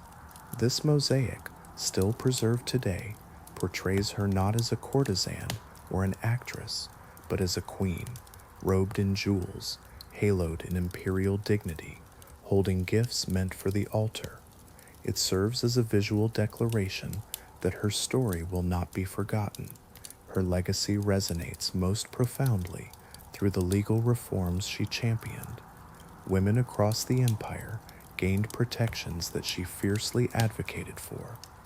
Rights concerning marriage, property, inheritance, and freedom from exploitation were not mere footnotes in Byzantine law. They represented significant shifts in the social fabric of the empire. Long after her adversaries' names faded from history, Theodora's reforms continued to influence the legal traditions that shaped Europe and the Near East for centuries. Yet, perhaps her most remarkable legacy lies in the sheer audacity of her life. Rising from the lowest echelons of Byzantine society, a world where actresses were viewed as little more than beggars, she carved out a place not just beside the emperor, but within the very machinery of imperial power. Her story serves as a challenge to the rigid hierarchies of her time, a testament to how intelligence, resilience, and courage can triumph over privilege. Even today, historians engage in debates about her motives, her morality, and her influence. However, one thing remains indisputable: her impact. Theodora's life was a storm, fierce, unpredictable, and transformative. She compelled Byzantium to confront its own prejudices, reshaped its laws, and etched her name into its foundations. As centuries pass, the shadow of a remarkable figure continues to stretch across history. This serves as a reminder that greatness can arise from the most unexpected places, and that power once seized can transform an entire empire. Saladin and Richard the Lionheart emerge from opposite ends of the cultural spectrum, yet both were molded from childhood to become men whose names resonate across continents. Saladin, born in 1137 in the fortress town of Tikrit, grew up in an environment of solid stone, disciplined households, and an ever-present sense of military duty. His Kurdish family hailed from a lineage of commanders and administrators who served the illustrious dynasties of the Islamic world. From an early age, he was surrounded not just by warriors, but by scholars engaged in discussions about law, philosophy, and strategy. His first lessons were not in warfare, but in patience, justice, and the understanding that true power carries with it a responsibility that often outweighs the pursuit of glory. In contrast, Richard's childhood unfolded in a world entirely different from Saladin's. Born in 1157 at Beaumont Palace in Oxford, he was immersed in the dynamic and often tumultuous drama of the Angevins, a blend of French and English politics held together by the formidable wills of his parents, Henry II and Eleanor of Aquitaine. As you reflect on these two figures, consider how their diverse backgrounds shaped their destinies. What qualities do you think contributed to their legacies? Imagine the courts resonating with Troudor's ballads, recounting the adventures of heroic knights, sacred quests, and epic battles. In this world, Saladin embraced the art of restraint, while Richard reveled in the splendor of pageantry. Saladin became a master of quiet strategy, while Richard was fueled by passion and spectacle. By the age of 16, Richard was already commanding armies. At just 22, he earned a fearsome reputation throughout France. His legend was crafted from daring charges and fearless assaults, coupled with a charisma that inspired knights to rally instinctively to his banner. Yet, despite their contrasting paths, fate seemed to weave their stories together. As the Crusader states in the Levant faltered under weak leadership and internal strife, a formidable force was emerging in the Muslim world. Saladin, initially uncertain about military life, flourished under his uncle Shiru's guidance. He recognized the importance of unity and embarked on the daunting mission of uniting Syria, Egypt, and Mesopotamia under a shared purpose, a cause that transcended mere conquest, the recovery of Jerusalem. Meanwhile, across Europe, the call to crusade sparked Richard's ambition. He was a king who prioritized the sword over the throne. To him, the Crusades represented not just a religious obligation, but the ultimate proving ground for a knight. It was a place where legends were forged, and Richard was determined to etch his name into history. Two men, raised in contrasting cultures and guided by different philosophies, find themselves drawn toward a single battlefield. They are not merely enemies, they are rivals shaped by fate, destined to clash, to respect one another, and to be etched in each other's memories forever. Before Saladin can meet Richard on this battlefield, he must first confront a far more perilous foe, the divisions within the Muslim world itself. The Middle East in the 12th century is a fractured landscape, rife with rival emirs, competing dynasties, and deep political mistrust. Egypt struggles under the crumbling Fatimid Caliphate, while Syria is divided among quarreling princes. Jerusalem remains in Crusader hands, weakened yet defiant. No single ruler seems capable of uniting these territories, and few dare to envision such a possibility.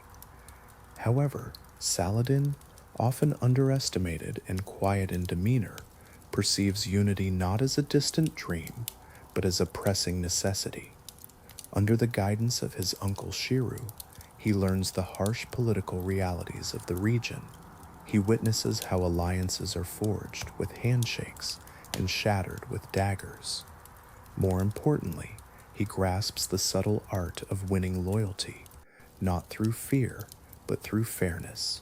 Following Shiru's death, Saladin finds himself unexpectedly becoming the vizier of Egypt. As you reflect on this journey, consider the complexities of leadership and the weight of destiny. What challenges might lie ahead for someone who dares to unify a divided land?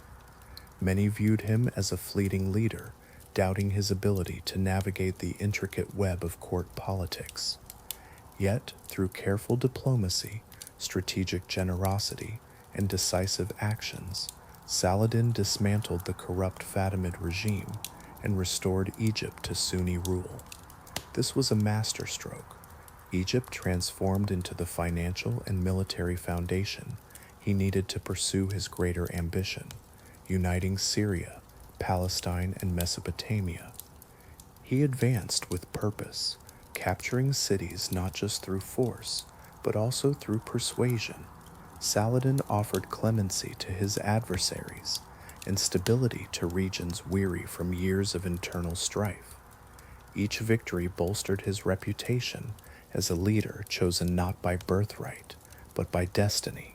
Nevertheless, one significant prize remained: Jerusalem. For decades, Muslims throughout the region had mourned its loss, feeling it as a deep wound in the heart of Islam. Saladin vowed not to seek vengeance, but to restore balance and dignity after years of turmoil. In 1187, at the Battle of Hattin, he achieved a breathtaking victory, decisively defeating the Crusader armies. The holy city soon fell, yet without massacre or cruelty. Saladin permitted Christians to leave peacefully upon payment of ransom, safeguarding thousands who had feared for their lives.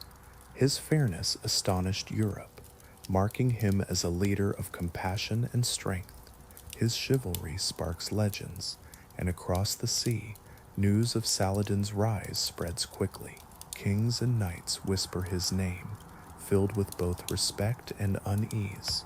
One man listens with particular intensity: Richard the Lionheart, the newly crowned King of England, who yearns for challenge and glory. Their destinies are set on a collision course. As Saladin unites the Muslim world under a single banner, outrage erupts throughout Europe. The news of Jerusalem's fall travels like wildfire, igniting fervor in hearts and minds. Preachers thunder from their pulpits, knights clench their fists, and kings feel the heavy weight of divine expectation resting on them. Among these kings is Richard the First, a ruler whose heart beats for the battlefield more than for the throne. Richard needs no persuasion. The crusade presents the perfect arena for everything he believes himself to be: a warrior chosen by God, a knight destined for glory, a leader whose sword will etch righteousness into the annals of history. He inherits a kingdom burdened by debt and political strife, yet he pays little heed to the troubles of ruling England. Instead, he sells lands, empties treasuries, and prepares for war as if embarking on a sacred pilgrimage. As you reflect on this moment, consider the weight of ambition and the call of destiny. What do you think drives a leader to such lengths? His mother, Elena of Aquitaine, stands firmly behind his ambitions. She understands her son better than anyone else. Richard is destined for conflict. The crusade is not just a duty for him, it is a calling. The journey to the Holy Land is filled with challenges, from fierce storms to intricate political games. When Richard's fleet nearly sinks off the coast of Cyprus, and the survivors are mistreated by the island's ruler, he responds without hesitation. Richard invades, conquering Cyprus in just a few weeks. He reshapes its governance, transforming it into a crucial base for the Crusaders. His ruthless approach shocks some, yet many are impressed. One thing becomes clear: Richard will not be deterred by insults or provocations. Every challenge is simply another opportunity for him to showcase his ferocity. When he finally arrives at Acre in 1191, the Crusader forces are exhausted, starving, and on the brink of collapse under Saladin's siege. Richard arrives like a tempest. His crossbowmen cut through enemy lines with precision. His engineers construct siege engines at an astonishing pace, and just his presence revitalizes the weary soldiers. Within weeks, Acre falls. The Crusaders hail Richard as the savior of their campaign. However, his victories carry a darker shadow. In a notorious act, he executes around 2,000 Muslim prisoners after negotiations with Saladin falter. For Richard, this moment feels like a strategic necessity. For Saladin, it represents a deep wound. Yet, even amid such brutality, Saladin chooses not to respond with equal cruelty. Instead, he demonstrates discipline and restraint, refusing to be dragged into savagery. The arrival of Richard the Lionheart marks a turning point in the war, one that transcends mere battles and delves into the realm of reputation. Now, each man observes the other from across the battlefield, recognizing a worthy rival deserving of respect.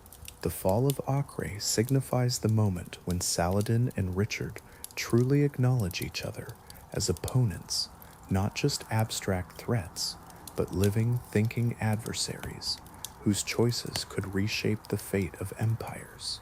In the months that follow, the conflict unfolds like a game of chess, with armies, ambushes, negotiations, and feints. Neither man underestimates the other. Both prepare as if they are facing an equal force of nature. Richard's march south along the coast toward Jaffa becomes a testament to discipline, a rarity among Crusader armies. He trains his men relentlessly, positioning crossbowmen in tight formations behind pieces, while knights ride in controlled ranks. This stands in stark contrast to the chaotic charges that have led previous Crusader forces to their doom. As you reflect on these moments of strategy and restraint, consider what it means to face a worthy opponent. How does respect shape the course of conflict? Richard possesses a deep understanding of Saladin, one that surpasses that of many Western leaders. He recognizes that the Sultan favors speed, ambush, and harassment, and he prepares himself accordingly. In turn, Saladin begins to regard Richard with increasing respect. The Lionheart stands apart from the European kings he has previously defeated. Richard anticipates ambushes, meticulously reorganizing his troops with mathematical precision, and he punishes any hint of disorder without hesitation. Saladin tests Richard with relentless hit-and-run tactics, showers of arrows, and probing assaults designed to disrupt the Crusader advance. Yet Richard remains steadfast. In fact, he seems to thrive under the pressure, issuing commands from horseback with a confidence that Saladin himself admires. Their first major clash erupts at the Battle of Ars in September 1191. Saladin's forces strike repeatedly at the flanks of the Crusaders, hoping to provoke a chaotic charge. For hours, Richard holds his knights back, absorbing wave after wave of assault, while his infantry maintains a disciplined march. This displays a remarkable level of iron discipline. Saladin intensifies his efforts, directing his cavalry to focus their attacks. Dust rises, arrows fall like rain, and the heat of the day bears down on both armies. Finally, as the tension reaches a breaking point, Richard unleashes his knights. The charge crashes through Saladin's lines with a devastating force, scattering the Sultan's troops and securing a decisive victory for the Crusaders. Yet Saladin's army does not collapse. He executes a disciplined retreat, preventing the battle from spiraling into a massacre. Although it's a loss, it does not defeat the spirit of his men. Remarkably, neither leader emerges from this clash filled with hatred. Instead, the battle forges a deeper, almost unsettling mutual respect. Saladin admires Richard's brilliance and courage, while Richard marvels at Saladin's resilience and composure under fire. The war is far from over, but something rare has taken root, admiration growing in the ashes of battle. After Ars, the conflict settles into a strange rhythm, shaped as much by diplomacy as by combat. Richard and Saladin are enemies, yes, but they are not the kind who seek each other's destruction at all costs. Instead, they circle each other like two master swordsmen, understanding that true victory requires more than just brute force. Their campaigns become a blend of sieges, negotiations, alliances, and betrayals, along with an ongoing exchange of letters filled with dignity and admiration. Richard marches toward Jerusalem, but stops short, contemplating the path ahead. Imagine a time when two great leaders find themselves in a delicate dance of strategy and respect. Richard knows that even if he captures the holy city, holding it will be another challenge entirely. Saladin's cavalry reigns supreme in the countryside, and Richard's supply lines would falter the moment he ventures too far inland.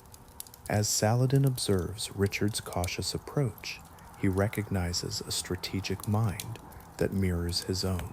Neither leader acts impulsively, and this careful, measured behavior fosters a unique respect between them. Their correspondence becomes legendary. Richard honors Saladin, calling him wise and noble, terms that are rarely exchanged between rival commanders during the Crusades. In turn, Saladin acknowledges Richard's bravery, declaring him the greatest knight of Christendom. These words carry weight. Each man sees in the other the virtues he cherishes deeply. This respect transcends mere words, manifesting in remarkable actions that astonish the world. When Richard falls seriously ill, Saladin sends fresh fruit, snow to cool his fever, and even a personal physician. In a playful moment, when Saladin's brother, Aladil, negotiates with Richard, the English king suggests an impossible union, that Aladil marry Richard's sister Joanna. This whimsical proposal symbolizes the unexpected bond forming between their two sides. Isn't it fascinating how respect can emerge even in the fiercest of conflicts? In a world filled with courtesy, the shadows of war linger. Richard executes prisoners at Acre, while Saladin retaliates in other battles. Each man bears the immense weight of armies and faiths. Yet, even amidst the harsh demands of war, neither allows cruelty to define his character. What sets their relationship apart is the respect they share, a respect that only strengthens their resolve. Each seeks to defeat the other on honorable terms, not through deceit or chance, but through decisive action. In a conflict marked by deep ideological divides, Richard and Saladin create an extraordinary rivalry grounded in dignity. As negotiations stretch on and armies maneuver through the scorched Levant, a profound truth emerges. Destiny has not united these two men for swift destruction. Instead, it has brought them together to test the very limits of honor. The march toward Jerusalem becomes the ultimate challenge in Richard and Saladin's rivalry. After months of strategic movement across the Levant, the holy city stands before them like a shimmering prize, tempting ambition, yet distant enough to punish the reckless. Richard understands that capturing Jerusalem would etch his name into history. Saladin understands that losing Jerusalem would shatter everything he has worked tirelessly to unite. This city carries the weight of two worlds. Unlike previous Crusader kings, Richard approaches Jerusalem with a strategist's caution. He leads his army close to the sacred walls twice, but each time he halts. The harsh winter rains transform the land into treacherous mud. Supply lines weaken, and Saladin's cavalry looms as a constant threat. Richard comes to a stark realization.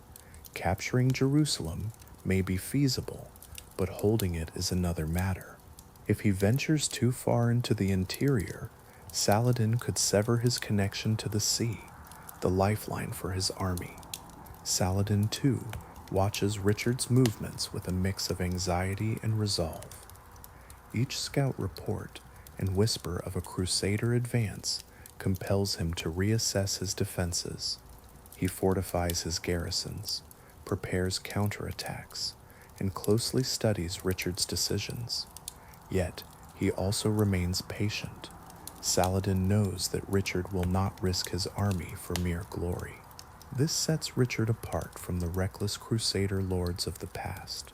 His pride is immense, but his discipline surpasses it. As these tense months unfold, an unexpected bond forms between the two leaders. Richard reaches out to Saladin, suggesting peace terms, prisoner exchanges, and even potential marriages between their families.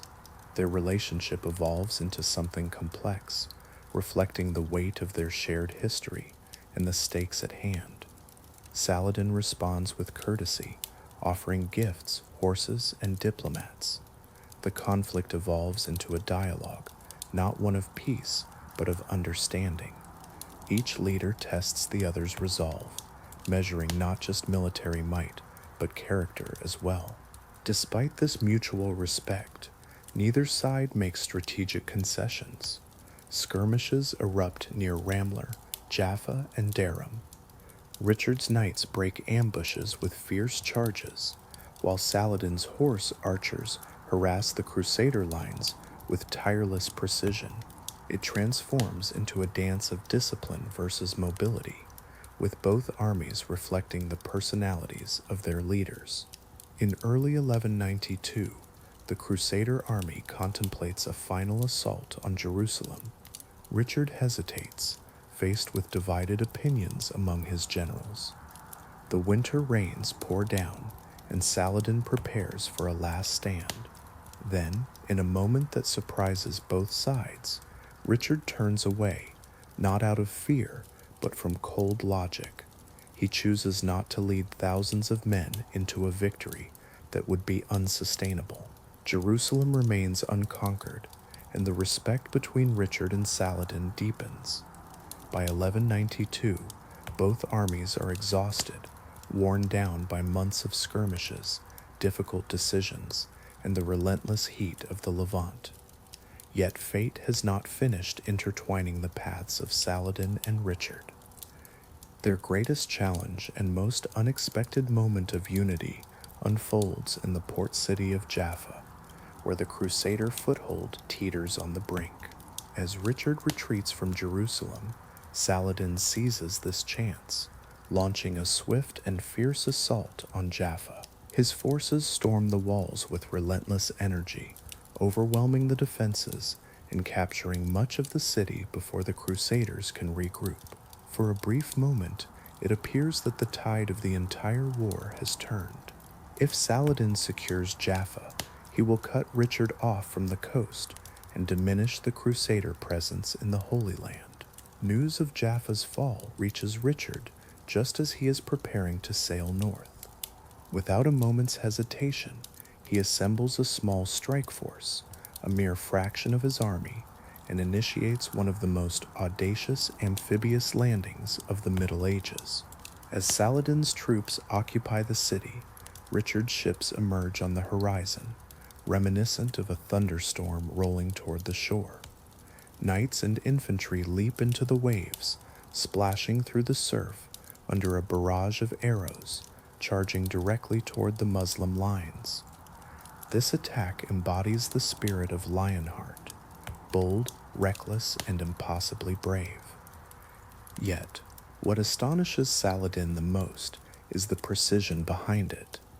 Richard's small force fights with disciplined fury, pushing deep into the city, rallying the remaining defenders, and driving Saladin's soldiers back, street by street. The Sultan, aware of the looming threat of entrapment, chooses to withdraw tactically instead of risking unnecessary bloodshed. This decision stems not from fear, but from wisdom, a quality that Richard deeply respects. The following day, Richard confronts a legendary counterattack. Saladin dispatches elite troops to reclaim Jaffa, launching a fierce assault under the relentless sun. Richard, clad in armor and nursing wounds, fights alongside his men, swinging his sword with great determination and issuing commands between labored breaths. His presence becomes a rallying point, shifting the momentum of battle. Saladin's soldiers, taken aback by the king's fierce resolve, retreat once again. Then comes a pivotal moment that shapes their connection. Upon learning that Richard's horse has fallen in battle, Saladin sends him a fresh steed, a gesture of respect amid conflict. This act signifies that their rivalry is not rooted in hatred, but rather in honor. At Jaffa, enemies clash and legends are forged. By late 1192, the Third Crusade finds itself in a peculiar stalemate. Two of the era's greatest commanders have tested each other across diverse landscapes, desert sands, fortified cities, and rain-soaked plains, and yet neither has managed to break the other's spirit. In this intricate dance of strategy and respect, you witness the evolution of a rivalry that transcends mere conflict. Would you like to delve deeper into their story? Richard finds himself at a stalemate in Jerusalem, unable to conquer, while Saladin cannot drive him away. Both armies are battered, starved, and weary from relentless battles, teetering on the brink of collapse. Yet despite their physical exhaustion, their spirits and pride remain unyielded. Now, the moment has arrived for diplomacy to accomplish what warfare could not. Historically, negotiations between Crusaders and Muslims have struggled to succeed. Mistrust runs deep, rooted in centuries of propaganda, massacres, and fervent zealotry on both sides. However, this time feels different. Richard and Saladin are not mere adversaries. They are rivals shaped by conflict, each recognizing the other's brilliance and humanity. Their correspondence has become warmer, their envoys more sincere, and their understanding of one another has deepened. Yet reaching a treaty demands painful compromises. Richard seeks safety for the Crusader states and access for Christian pilgrims to sacred sites. Saladin desires secure borders and firm control over Jerusalem. Each concession carries significant political risk. Richard risks inciting the Crusader lords, who thirst for glory. Meanwhile, Saladin faces the ire of clerics who believe that no part of Jerusalem should ever be yielded to the West. Yet both leaders grasp a truth their followers have yet to understand. The prolonged conflict ultimately leads to nothing but mutual destruction. So the final negotiations evolve into a conversation between two weary giants who have come to recognize the significance of one another's existence. This culminates in the Treaty of Jaffa, formalized in September 1192. Jerusalem remains under Muslim control, yet Christian pilgrims are granted the freedom to visit safely. The Crusaders retain a narrow coastal strip from Tyre to Jaffa. It's enough for survival, but not enough to pose a threat to Muslim territories. This outcome is not the grand victory that Europe had envisioned, nor the total dominance some of Saladin's commanders desired. Instead, it signifies a peace grounded in realism, respect, and shared exhaustion. As Richard prepares to depart the Holy Land, Saladin extends gifts, supplies, and safe passage. Although the two never meet face to face, their final exchanges resemble those of old comrades. The war yields no conqueror. Instead, it fosters a rare peace crafted not from fear, but from admiration. When Richard the Lionheart sails away from the Holy Land in October 1192, the coastline fades behind him, marking the end of an era. He embarked on this journey in search of eternal glory, and while he did not capture Jerusalem, he returns as one of Europe's most celebrated warriors. As you observe Saladin, you notice him watching Richard leave, not with a sense of triumph, but with a quiet respect. Their rivalry concludes not with a clear victory, but with a mutual understanding that neither can erase the other from history. Instead, they elevate one another. Richard's journey home is fraught with disaster. A shipwreck, imprisonment, and political turmoil await him. His empire is fractured, his treasury diminished, and his health is in decline. He spends more time in captivity than on the throne he scarcely wishes to rule. In 1199, he dies from a wound sustained during a minor siege, an ending surprisingly subdued for a man renowned for his larger-than-life heroics. Yet his legend persists. In Europe, troubadours sing of the Lionheart, the man who fought like a storm, who dared to challenge Saladin, and who etched his name into the memories of two worlds. Saladin's final years are equally humble. Despite governing an empire larger than any seen in the region since the early caliphs, he lives simply, generously giving away vast portions of his wealth to charity. When he passes away in 1193, just months after Richard's departure, there is so little left that barely enough money remains to cover his funeral. His soldiers carry his sword before the procession, while a herald proclaims to the streets of Damascus, "Imagine Saladin, the conqueror of kingdoms, departing this world with nothing but faith. What connects Richard and Saladin is not just their battles, but the way they engaged in them. They lived in an era marked by brutality, yet their rivalry blossomed from admiration rather than animosity. Their letters conveyed sincerity that surpassed any chronicles of the Crusaders. Small gestures, a gift of a horse, the return of hostages, the sharing of doctors, unveiled a humanity that stood in stark contrast to the fanaticism of